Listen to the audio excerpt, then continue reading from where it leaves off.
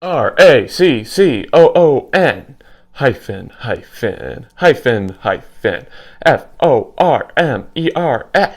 What does that spell? Raccoon-Formers, yeah! Raccoon-Formers, the YouTube channel for all of your Transformer needs.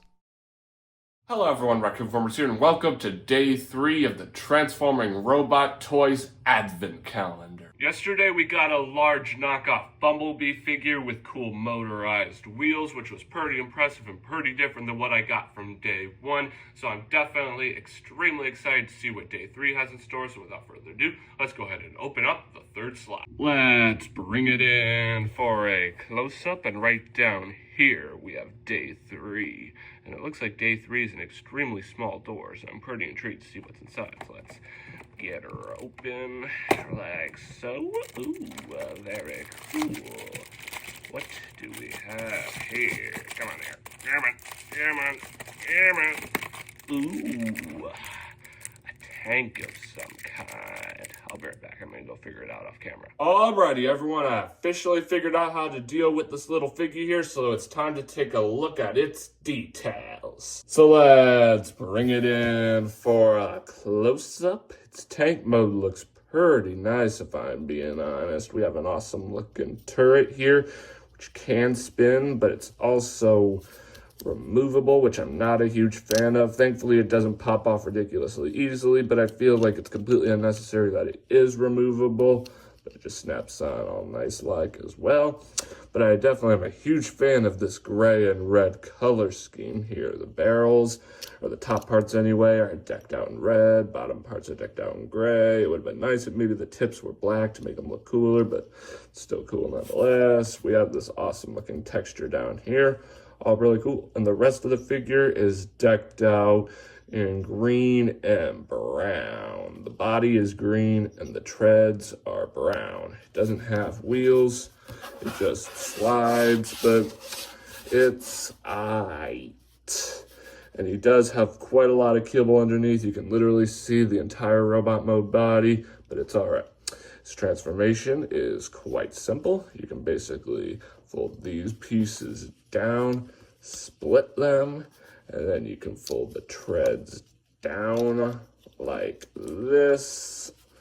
It's nice and neat. And you can fold the turret out to the side like this, like it's like a gun strapped onto someone's back, and you can fold the arms out like this. And yes, I know it does look like you need to actually pull the head out because it looks like it's super crunched, but I could not figure out how to actually do that. And if you look closely, it definitely looks like it's molded that way. So yeah, here we have the figure in its robot mode. There's not much to actually discuss here. If you look at his head, it's just decked out in the same color as its body, and it's really hard to pick out any details in there because of how crunched it is. I guess the star on his chest is kind of cool right there, although it would have been a gazillion times cooler if it actually was painted and it wasn't the same color as the body and the head. So that's definitely a missed opportunity. Fold the turret out like that, got straightened. Anyway, he doesn't actually have any hands. Instead, the treads just act like his hands. Sorry, I can't talk today. And he doesn't really stand up the best. He stands up decently, but it definitely is really hard with how his feet are actually set up. So yeah, definitely my least favorite robot mode out of the 3 figures I've discussed so far in this series. His transformation back is pretty simple, but it is a little bit difficult as well. So you can just fold these pieces up. You can just tab all of this together. It definitely is tricky. You just gotta situate it all nice like. You know what? I'll be right back. There we are. Tabbing the legs together is definitely the hard part of this transformation because the tabs really don't like to actually tab in. But once you're done, you'll have something that looks on the lines of this. And you can just make sure to rotate the treads around like this. Repeat the same process over here. Make sure the turret is straight. And you can take the front treads, fold them up as well.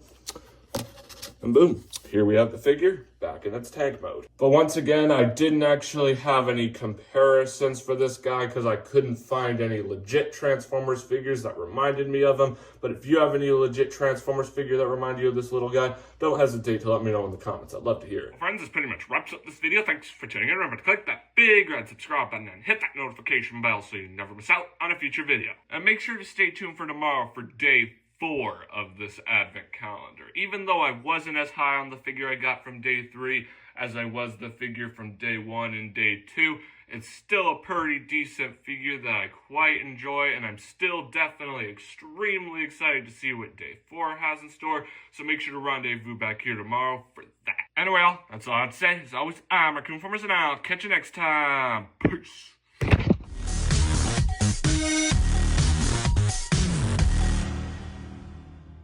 I forgot to mention this before, but I'm pretty sure this figure here might be the first one of these figures that doesn't have any knockoff Transformers pieces on it, considering that Day 1's figure had that knockoff Autobot insignia on it, and Day 2's figure was a straight-up knockoff of Bumblebee. But this figure here really doesn't have any obvious knockoff Transformers pieces on it, which is honestly kind of impressive. I guess if you think about it, his face honestly kinda does look a little bit similar to Bulkhead's from Transformers Prime, but it's definitely not as obvious as Day 1's figure and Day 2's figure, and like I said before, it's honestly kind of impressive. Anyway, I'll see you back here tomorrow for Day 4. Peace.